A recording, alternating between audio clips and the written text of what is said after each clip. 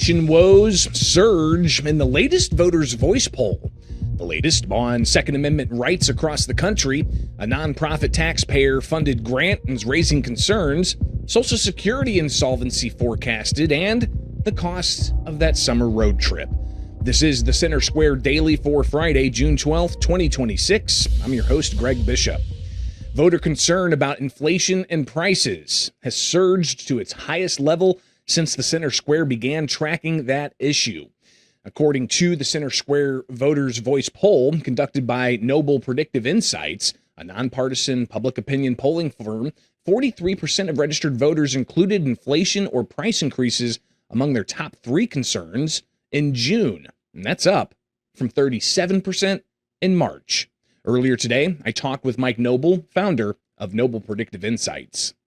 Mike, thanks for taking time with us here for the Center Square Daily. 6-point jump of concern on the issue of inflation and rising prices. How significant is that? Oh, it's pretty significant. I mean, it shows that the electorate is still really feeling the already known economic pain point, but also they're just feeling the inflation now even more than ever. It's been a top issue for the last at least 6 or 9 months, but it just shows that the electorate now is just, they're hurting and hurting bad. Inflation's not getting better for them. It's getting worse. What are you seeing elsewhere throughout the data when it comes to those top three major concerns? Well, and the top major concerns, I mean, a lot of them really focus around pocketbook issues. So inflation, jobs in the economy, healthcare, which when digging into that in other research shows that it's not about, quality of care or access to care. It's really about, insurance or cost of care. But one of the interesting things with it is we've seen tick up is a concern over foreign policy. So foreign policy moved up about 8 or 9 points since the last quarterly survey that we did. So when we measured 3 months ago, from now until then, concern has increased among the foreign policy end of things, but things have also kind of heated up a little bit, especially in the Middle East. When it comes to issues of like government corruption and waste, fraud, and abuse, we've seen a lot of interest across the board, be it in state houses or at the federal government. Is that something that voters are really keeping on their radar heading into November? It actually is. From the national survey, the voter voice poll, it showed that actually it was in the top 4 issues was, like government corruption. There definitely seems to be, an issue with the electorate where they kind of want to see things kind of cleaned up and also have a little bit more accountability when it comes to government and institutions. Mike, talk about some of the things that maybe people traditionally think are always top concerns, but don't necessarily break through being considered among even the top 5 or 8 concerns. Yeah, I mean, some of the ones that like right now, a lot of social issues are really taking a back seat. Things like climate change or things on pro-life or pro-choice, law enforcement, et cetera. Like a lot of those things have really taken a back seat. I mean, really what's dominating the concerns right now is pocketbook is number one, but also something that is rare. We haven't seen in some time where you see this whole government fraud or this government accountability starting to increase, which really hasn't been there before. So I think government accountability is probably more important now than it has been in many decades. Now, of course, this is the top issues. You guys asked more than 2,000 voters across the country on a variety of different issues and having them rank them. Did you see anything in the tabs when you break them out as to are Republicans leaning more one way towards issues of the economy and inflation, or are Democrats leaning more towards the social issues? How does that type of thing play out? Yeah, when you look at the top issues right now, you notice that inflation is kind of across the board for everybody. So whether you're Democrat, Republican, Independent, I mean, you care about that at an equal amount. Where you see some splits in that is like illegal immigration, for example. Legal immigration is very much driven by Republicans. 32% of Republicans chose that as one of their top 3 most important issues, where only 7% of Democrats and 11% of independents or, other party not listed were shown on that. So like you see that immigration is very much driven by Republicans, whereas, on the Democratic side, you see government corruption and healthcare are kind of more outsized for them, driving that one. And so, right now there's some of the disparities there. And also with age. When you look at age breakdown, you notice that age-wise, or people that are lower income or less college education, they're much more concerned about the pocketbook issues than people that maybe are more affluent or can maybe absorb some of the financial stress better than others. What should people running for office in this midterm cycle take away from what we've seen, not just in the most recent poll, but also the trends that you're seeing develop over the past few months?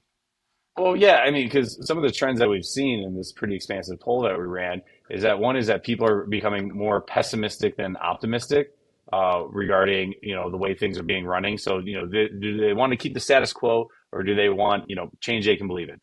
So right now, only 28% in the most recent survey said the country is going in the right direction, with 60% or 6 in 10 saying that it's in the wrong direction. And that ticked up by about 10 points or so since 3 months ago. So people are getting more pessimistic. And also in the generic ballot. So before, Democrats had a +1 advantage 3 months ago. Now they have a 6 point advantage. So they moved 5 points towards the Democrats. And it's not so much that the Democrats are doing a better job right now. It's not so that. I think it's just the Republicans, since they're the ones with the keys and power, and people are feeling these pain points. They're having that issue. So my advice to folks that running this year, number one, talk about the economy.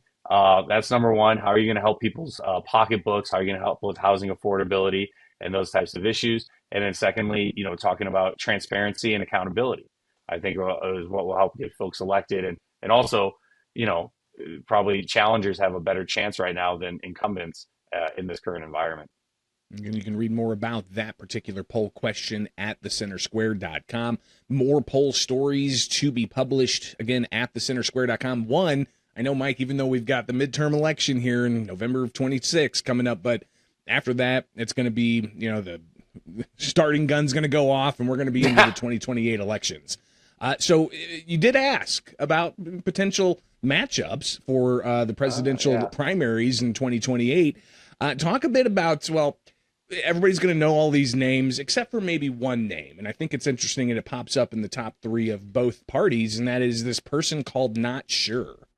Yeah. Well, yeah. I mean, a lot of us that are more into politics, we're obviously following this a little closer than other. For one of the highest ratings on there is Not Sure, because again, it's so far out. I mean, it's a little tuned out. But right now, JD Vance and the Republican side in the hypothetical 2028 presidential matchup is that JD Vance currently leads among Republican primary voters. But coming in number two, and who's seen some increase in the last 3 months, is Marco Rubio, who's at 17%. JD Vance is at 36%. And then kind of follow, and then everybody else, that's kind of Vance is your tier one, Marco's your tier two, and then tier three, you have, Vivek Ramaswamy, Ted Cruz, or Ron DeSantis. But what's interesting is Vance is really doing especially well among Republican, younger Republican primary voters, earning 43% of them for Republicans under the age of 30, where Rubio performs better with the older wing of the Republican electorate. And then on the Democratic side, you notice that Kamala Harris still is in the lead, but the field remains unsettled. So she's at 27% if the election were held today in a hypothetical Democratic primary matchup. Gavin Newsom, though, is at second place, and then followed by Pete Buttigieg, AOC, and Mark Kelly, actually, who hails from Arizona. But again, you have 17% that are unsure there. And Harris is frankly just doing really much better with younger Democratic primary voters. And I think it's mainly due to her name ID advantage of being the VP, the presidential nominee last election, and being a former VP, where Gavin Newsom is doing better with the older wing of the Democratic Party. We'll be watching those numbers. Of course, we still have another election to get to before we even start considering who's going to toss their hat into the ring officially for the 2028 presidential race. But again, that 26 election coming up here pretty quick. You guys did ask if that was to be held today, who would ultimately get control of Congress. Talk a bit about what you've seen in the trends for people who would select a Republican candidate now, or those who would select a Democrat candidate, and again, those who are in that not sure category. Yeah, what's interesting about elections is that, especially because of how hyper-polarized we are, is that, roughly 85-90% of the election is kind of the die is already cast, either voting for the red team or Republicans or the blue team Democrats. And if the election were held today for Congress, this generic ballot, like how generically would they go?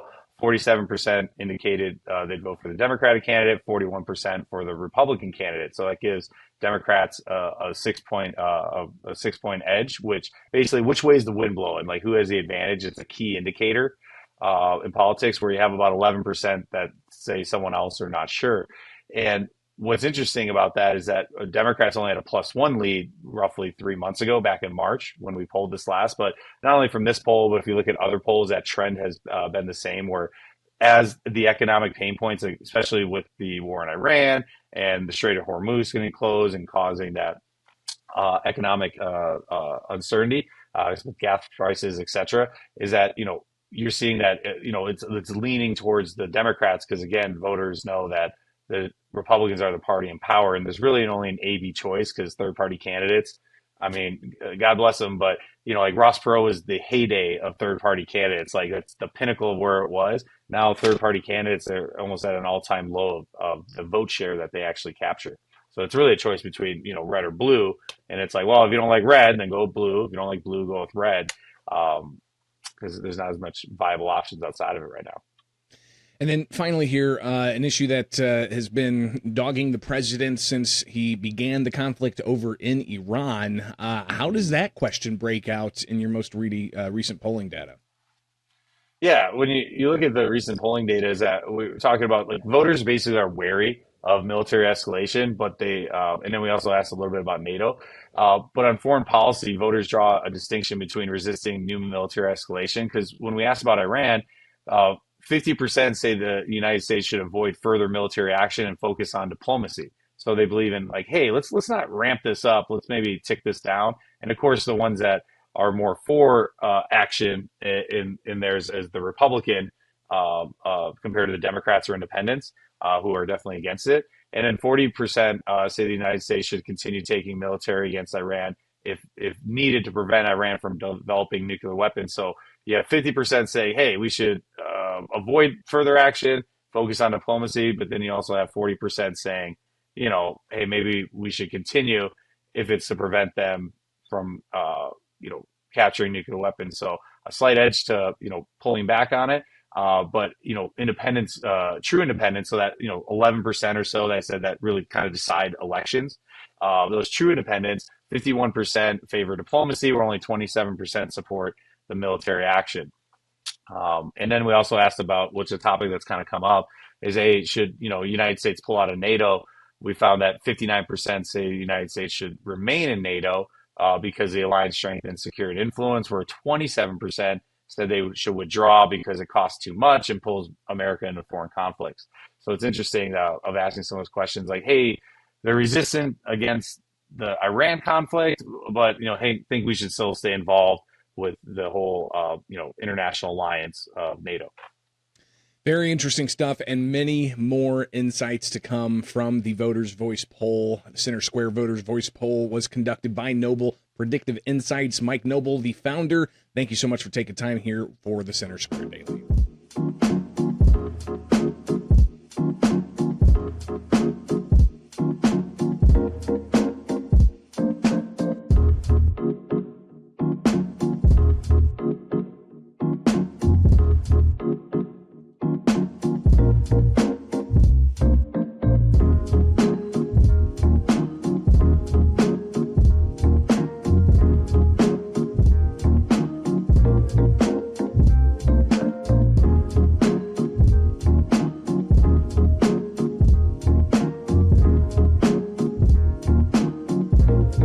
Now it's time for America's Talking and Firearms Friday, with stories across the country that you can find in the description below or in your inbox with the Center Square newsletter, free at thecentersquare.com. The Washington State Supreme Court has ruled that individuals convicted of 2 DUI offenses within 7 years will be stripped of their Second Amendment rights, which the dissenting opinion blasted as a blatant violation of the U.S. Constitution. The Center Square Washington editor Andrew Paxton reports in a split 5-4 decision filed this week, the court reversed the lower court ruling and held that Washington legislature acted within its constitutional authority by categorically disarming repeat drunk drivers in the interest of public safety. Now, under Thursday's ruling, Washingtonians convicted of a second DUI or related crime within 7 years cannot own or possess a firearm under a 2023 state statute. Firearm rights can only be restored after a petition is filed following 5 consecutive years of law-abiding behavior in the community. Now, the respondents of this particular challenge, they challenged the law after their application for concealed carry permits were denied following multiple DUI convictions. They argued that a blanket categorical ban on their fundamental rights for self-defense, absent any history of weapon misuse or physical violence, violated their Second Amendment right, saying modern regulations do not require a perfect historical twin to pass constitutional muster. The majority on Washington's Supreme Court pointed to 3 enduring historical principles: the tradition of disarming groups deemed dangerous by legislatures, the tradition of restricting firearm possession for serious crimes, and founding-era regulations restricting firearm use by presently intoxicated individuals. Now, the ruling provoked a sharp dissent from one justice who warned that the majority had overreached by using speculative statistical correlations to strip citizens of fundamental liberties. The dissent emphasized that individual self-defense is the central component of the Second Amendment, and under federal precedent, disarming requires a clear threat of physical violence.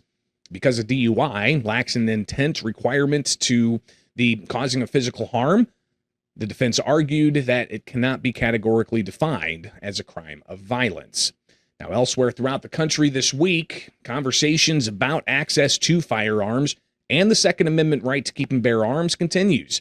In New York State, Senator Brian Kavanaugh praised the Empire State's gun control measures, among other priorities he says the legislature's achieved. When I got to the legislature, the gun laws of New York were depressingly weak. You could still walk into a parking lot with a very dangerous weapon and sell it to somebody for cash with no questions asked and walk away and not be committing a crime. So the SAFE Act, which we did before I was in the Senate, and the continued work of this body on making our gun laws keep people safe, keep guns out of the wrong hands, has been an ongoing and very important thing. And we're passing more bills today to make sure that we live up to that commitment. But some decry unforeseen circumstances and consequences of too many gun control measures. Justin Loeffler, employed in Nevada's private security industry, he testified to Nevada legislators this week about the barriers that he and others in that field experience to keep their weapons permits in good standing for their jobs. After possessing or passing multiple background checks and demonstrating that I can legally possess and carry a firearm, why should an employer have the authority to prevent me from advancing my career?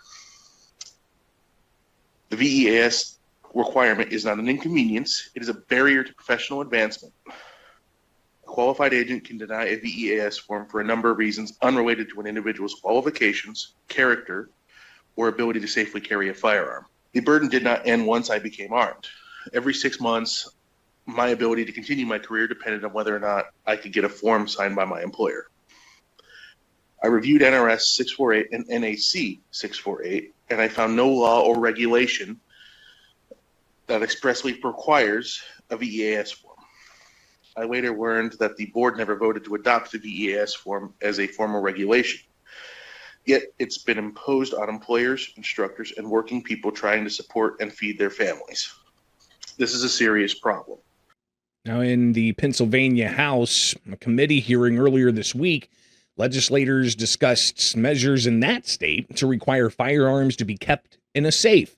State Representative Rob Kaufman discussed a troubling incident.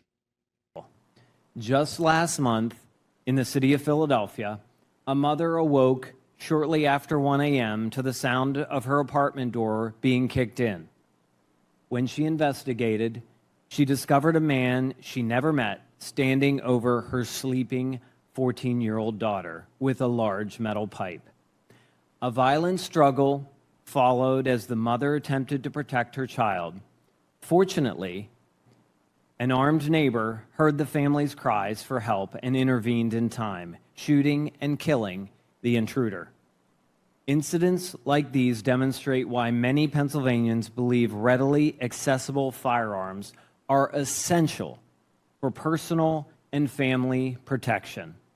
This bill also creates significant enforcement concerns. How exactly would law enforcement determine whether a firearm was stored in compliance with this statute? The bill applies to firearms that are not in use, but fails to define what in use means. One could reasonably argue that a firearm kept for home defense is always in use because it is being maintained at all times for protective purposes. This legislation creates uncertainty for lawful gun owners, invites arbitrary enforcement, and burdens the exercise of our constitutional right. Meanwhile, the Colorado Shooting Sports Association announced their lawsuit challenging a law there that they say allows Colorado's government officials to obtain firearm purchase records from gun stores without a warrant, probable cause, or even a stated reason. In a post on X, the group said the Constitution doesn't disappear when you exercise your Second Amendment rights. They say this law is about defending both the Second and Fourth Amendment rights, and that's why they're challenging that in court. And that's just some of what America is talking about. Get these and other headlines at thecentersquare.com. We'll be right back.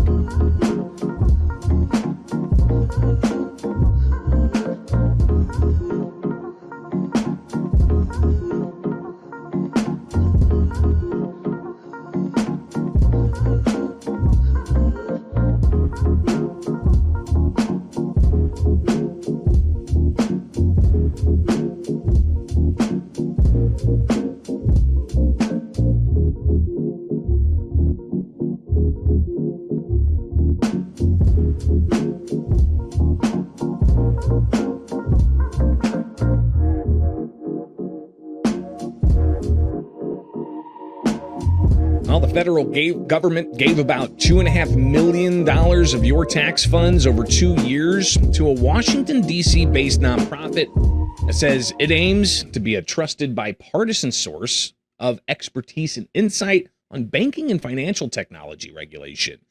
But the nonprofit's mission has expanded into social and political policy issues like gender bias and climate change. That's according to the investigation by the Center Square investigative reporter, Mark Strickers. He joins us now. Mark, thanks for taking time with us. You know, the federal budget is hundreds of billions, $1 trillion. Why is $2.5 million in taxpayer funds going to the Alliance for Innovative Regulations important? I mean, $2.5 million, again, compared to the entirety of the budget, seems like a grain of sand. Is this something indicating a larger problem with nonprofits and how they use our tax dollars? My story looks at why the nonprofit, the Alliance for Innovative Regulation, received funding. I looked at in 2023 and 2024, it got money for saying it engaged mainly in helping regulators and companies look at financial modernization, such as financial technology. But it also did some things that many libertarians, conservatives, and even ordinary Americans would disagree with: advocacy on gender bias and climate change.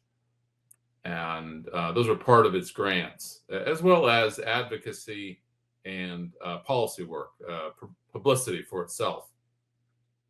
But again, $2.5 million doesn't sound like a whole bunch of money. Does this seem to indicate there might be other problems with nonprofits getting dollars in previous budget years?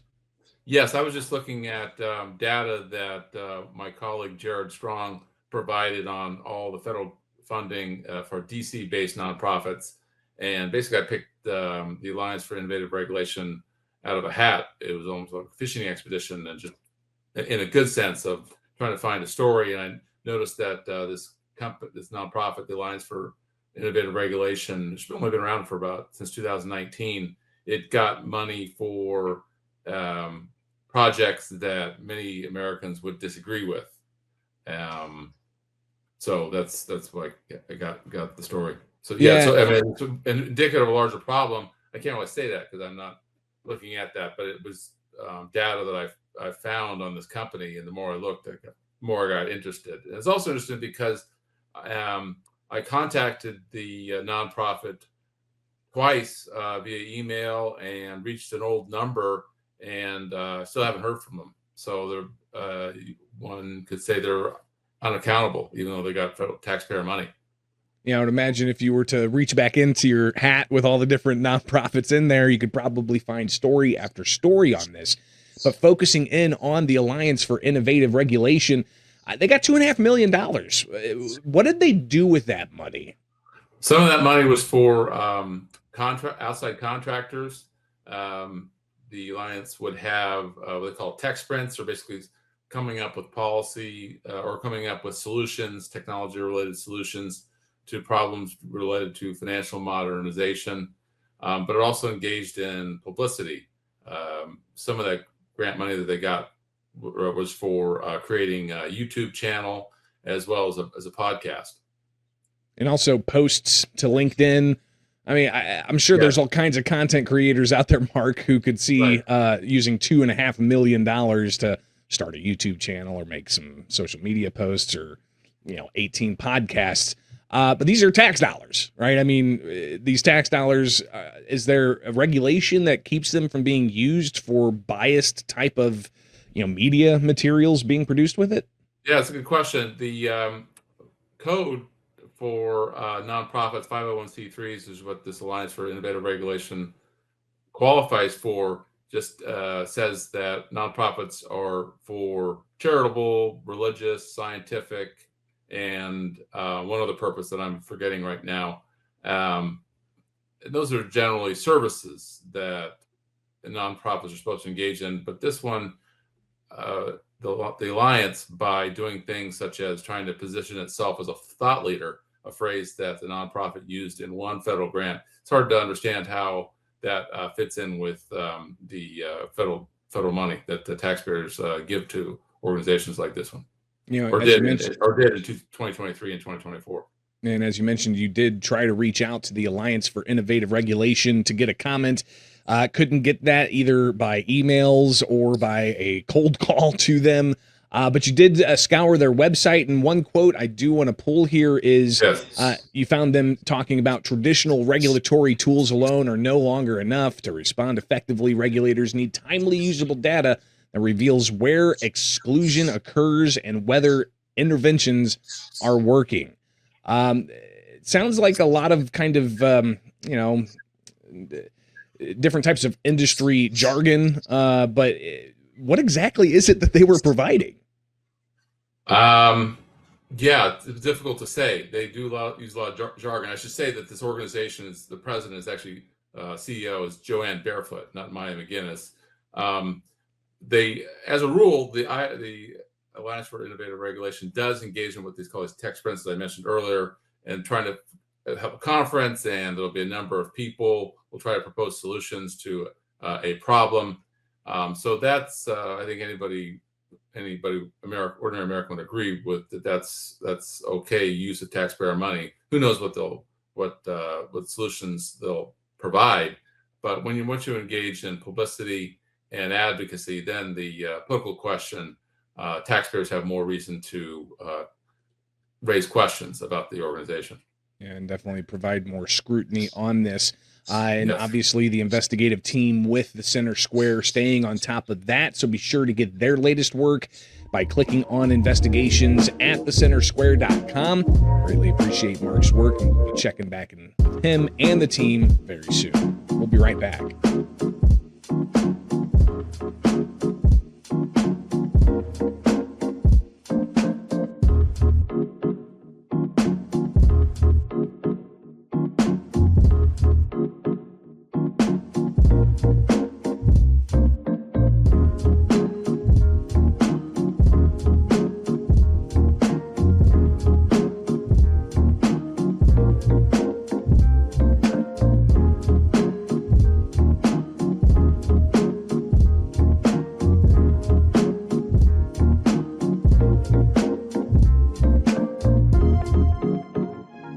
all just a day after federal trustees warned Congress that Social Security Retirement Trust Fund will go insolvent by 2033, a U.S. House subcommittee met to question Social Security Commissioner Frank Basagano about the program's future. Now the program's insolvency, funded by taxpayers, it's automatically triggering a benefit cut of 22% or more, impacting more than 60 million American retirees, 43% of whom rely on Social Security for the majority of their income. Yet, lawmakers barely touched on ways to address the fund's depletion during that 2-hour hearing Wednesday. Instead, the Center Square reporter, Therese Boudreau, reports Democrats grilled the commissioner over local office closures and argued that benefits should be expanded, while Republicans praised the commissioner's efforts to improve customer service, payout efficiency, and fraud prevention. Now, although subcommittee chairman, Republican Kansas U.S. Rep. Ron Estes acknowledged the fast-approaching insolvency deadline, his only proposed solution was to focus on preventing improper benefit payments. Yesterday, the 2026 Annual Trustees Report was released. The findings on this report are a stark reminder of the urgency before us. The OASI Trust Fund is projected to reach insolvency in 2032. Protecting and strengthening Social Security requires absolute fiscal sanity and strict oversight. Every single dollar lost to administrative error, inefficiency, or improper payments is a dollar stolen from the benefits of hardworking Americans. In fiscal year 2024 alone, SSA improperly made billions in overpayments and underpayments. We must continue to deploy advanced automation tools and human common sense to prevent these errors from happening, to eliminate waste, fraud, and abuse, and protect this vital lifeline for generations to come. Commissioner Bisignano, you have proven your strong leadership and private sector efficiency can break through some federal stagnation to dramatically improve customer service. Now, the billions in erroneous payments made per year constitute only a fraction of the $1.6 trillion spent on Social Security benefits in 2025. Federal spending on seniors' benefits, which includes both Social Security and Medicare, is projected to make up the majority of the federal budget by 2036. In order for current benefit levels to remain as they are post-insolvency, a median wage earner making $60,000 annually would need to pay an additional $2,600 in annual taxes, according to a Cato Institute analysis. Now, otherwise, if Congress fails to implement program reforms in the near future, seniors could face an average monthly benefit cut of $500 in 2032. Missouri Republican U.S. Representative Jason Smith said, something has to be done. Congress needs to get their act together to address Social Security and the insolvency that's coming, instead of poking blame at other people whenever it is our duty and our responsibility. And so there's only been a couple changes to Social Security in the last 40 years. One of them was under my chairmanship with WEP GPO just in 2025. But we've seen nothing in years past. And so I hope, Commissioner, our colleagues will come together, both Republican and Democrat, to do it for those people who rely on Social Security. My mother, do it for people like my mother, that's all she has. Now, Congress has avoided any Social Security reforms that would adjust benefits in any direction but upwards, consequently speeding up insolvency rather than solving it. The most recent changes lawmakers made to Social Security include the Democrat-led Social Security Fairness Act, which became law in January 2025 and accelerated insolvency by 6 months. Then Republicans' One Big Beautiful Bill Act, which became law in 2025 of July. It pushed forward the insolvency date by another 6 months to a year. Commissioner of Social Security, he offered no suggestions on how Congress could delay that insolvency. Like I said, I always thought my job was to make it perform as well as possible so you all have a set of options and choices to decide on how this great American program, which is, fundamentally called by some the largest insurance program out there. Others could call it the largest retirement program out there. Anyway, the idea is to make it perform well so you all can make the decision. Thank you for your service, Commissioner. Thanks for that information. Now, meanwhile, budget watchdog groups have spent years warning Congress about insolvency. Organizations like the Committee for a Responsible Federal Budget have suggested dozens of ways to restore solvency and strengthen retirement security, such as transitioning to a flat benefit and slowing benefit growth for higher earners. And telling the Center Square, the organization said if there's one thing we need policymakers to learn from the latest pulse check on Social Security, it's this. Social Security's insolvency is no longer the future crisis Washington's been ignoring for decades. They went on to say that this can be avoided with policy changes to benefits, revenues, or a combination. Now, most of the proposals, however, would prove politically unpopular with Americans age 65 and older, who are the most likely participants in those benefits. More than 80% of senior citizens are registered to vote, and nearly 75% voted in 2024, the highest share of any group. Now, if no plan is in place, many expect benefits to be cut by 22% across the board. Notably, the Social Security Administration has not guaranteed future benefits to Americans who are currently paying into the system. Without proposing any concrete ways to preserve benefits and delay insolvency, House lawmakers adjourned that committee earlier this week. Some legislators said to have some time to get some things done without affecting anybody that's already on Social Security, but that clock, it's ticking. You can follow that story and many more at thecentersquare.com. We'll be right back.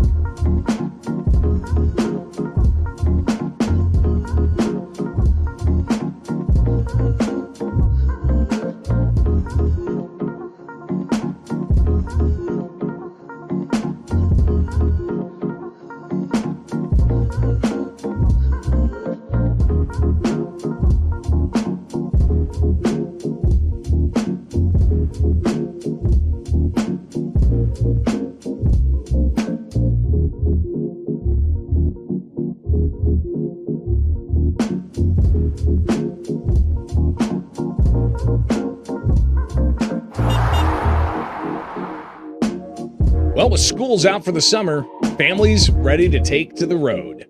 There's a lot of things to consider. You got the 250th anniversary of the founding of this country and the signing of the Declaration of Independence July 4th. The incredible national forests and parks for travelers to connect with.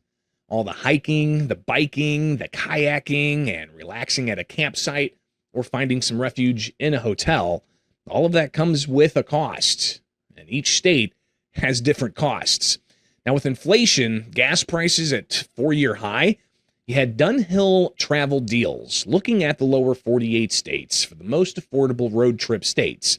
Now, rankings looked at gas prices, hotel rates, cost of everyday items, and they referenced that back with places for recreation, culture, and National Park Service visits.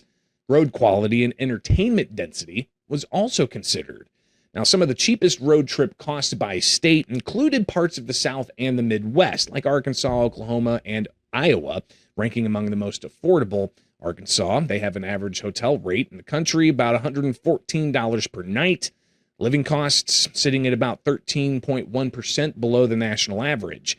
Oklahoma ranks well because of affordability across the board, with the lowest hotel prices at $116 per night, and that's the third lowest.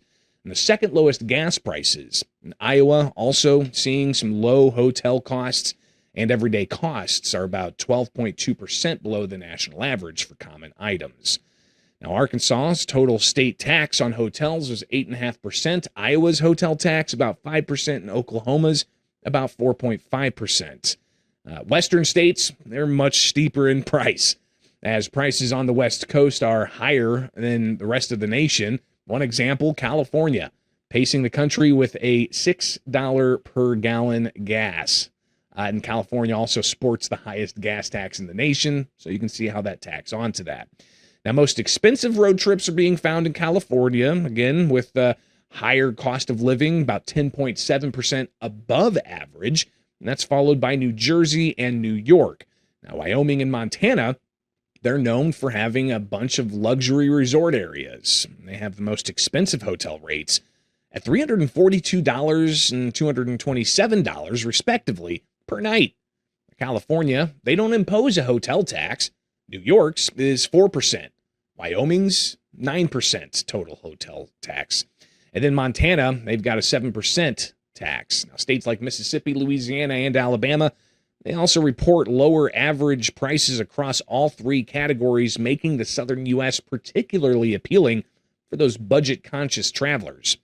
Now, looking beyond the Dunhill travel deals analysis, Mississippi, Louisiana, and Alabama, they all have hotel taxes between 4 to 7%. Connecticut's hotel tax, just in comparison, it's upwards to 15%. Now, Mississippi's gas tax, it's the second lowest in the U.S. Louisiana is among the 10 cheapest, and Alabama's gas tax right in the middle nationwide. Now, Dunhill looked at not just the most expensive places, they also looked at the places that have the most rich experiences, combining different types of exploring or national parks or national forests. And California actually draws more than 39.1 million visitors annually because of its national parks alone. Virginia, on the other side of the country, they bring in 21.7 million visitors. And Dunhill's research found North Carolina has 18.7 million. Now, Utah, Wyoming, Colorado, they're also standouts. But Dunhill Travel Deals' total comparison of cost and fun, it gave the top 10 states of everything combined. And let's take a look at those top 10 states. Indiana at number 10. Iowa, 9. Nebraska, South Dakota, Alabama, Tennessee, Oklahoma, North Carolina, and Mississippi. And number 1 on the list, you've already heard it mentioned several times throughout for being among the cheapest, Arkansas.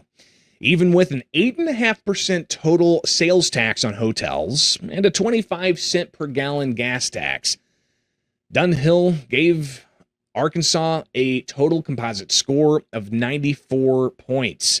Their average hotel nightly rate was $114. Their average gas price, $3.94. And the cost of everyday expenses compared to the national average was 13.1% below. Now, annual National Park Service visits in Arkansas, about 4.2 million, and they have around 7 National Park Service sites. They've also got a pretty good rating on arts and entertainment and recreation density. Plus, the share of roads that are in good condition, Dunhill found, at 65.7%. Now, Dunhill Travel Deals says with gas prices elevated across the country and the cost of goods remaining high, finding destinations that still offer relief at the pump, it's a big way to keep your travel budget intact. While some states draw visitors for a whole bunch of different reasons, from iconic parks or bustling cities, this analysis shows that affordability and adventure don't have to be mutually exclusive, but targeting regions with competitive gas prices, lower everyday expenses, and reasonable prices for lodging, you and your family can still enjoy scenic drives, historic landmarks, and rich cultural experiences without letting inflation interrupt your summertime plans. So where do you plan on traveling this summer? Leave a comment below. From my studios in Central Illinois, I'm Greg Bishop. And join us back here Monday as we officially launch The States, powered by the Center Square, keeping you connected with state and local news with national significance. We'll see you then.